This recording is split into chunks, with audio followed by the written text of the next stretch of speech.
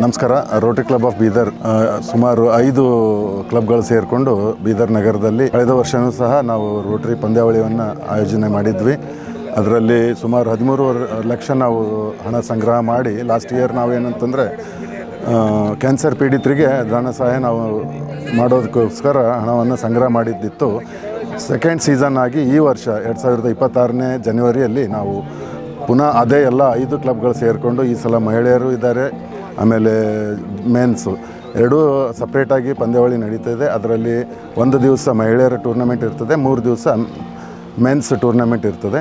ಇದರಲ್ಲಿ Rotary club of Bidar, Bidar silver star, new century ಮತ್ತು ಫೋರ್ಟ್ನ ಎಲ್ಲ ಸದಸ್ಯರುಗಳು ಭಾಗವಹಿಸಲಿದ್ದಾರೆ. ಹಾಗೂ ಇನ್ನರ್ವಿಲ್ ಸಿಸ್ಟರ್ಸ್ ಮತ್ತು ರೋಟರಿ ಕ್ವೀನ್ಸ್ ಸಿಸ್ಟರ್ಸ್ ಅವರು ಕೂಡ ಭಾಗವಹಿಸ್ತಿದ್ದಾರೆ. ಇದರ ಉದ್ದೇಶ ಏನಂತಂದರೆ, ಏಕೈಕ ಉದ್ದೇಶ ಈ ಸಲ ಬಡ ಮಕ್ಕಳಿಗೆ ನಾವು ವಿದ್ಯಾಭ್ಯಾಸಕ್ಕಾಗಿ ನೆರವು ಆಗೋಕ್ಕೋಸ್ಕರ ನಾವು ಇದೊಂದು ಕ್ರಿಕೆಟ್ ಟೂರ್ನಮೆಂಟ್ ಆಯೋಜನೆ ಮಾಡಿದ್ದೇವೆ. ಇದರಲ್ಲಿ ಎಲ್ಲ ಸುಮಾರು 114 ಜನ ನಾವು ಪಾರ್ಟಿಸಿಪೆಂಟ್ಸ್ ಇದ್ವಿ, ಪ್ಲೇಯರ್ಸು. ನಾವು ರಿಜಿಸ್ಟ್ರೇಷನ್ ಮೊತ್ತ ಕೊಟ್ಟಿದ್ವಿ. ಅದಲ್ಲದೆ 8 ಜನ ಓನರ್ಗಳು ತಾವು 1 ಲಕ್ಷ ರೂಪಾಯಿ ಈ ಇದಕ್ಕೆ ಧನ ಸಹಾಯ ಕೊಟ್ಟು ಅವರು ಟೀಮ್ ಓನ್ ಮಾಡಿದ್ದಾರೆ.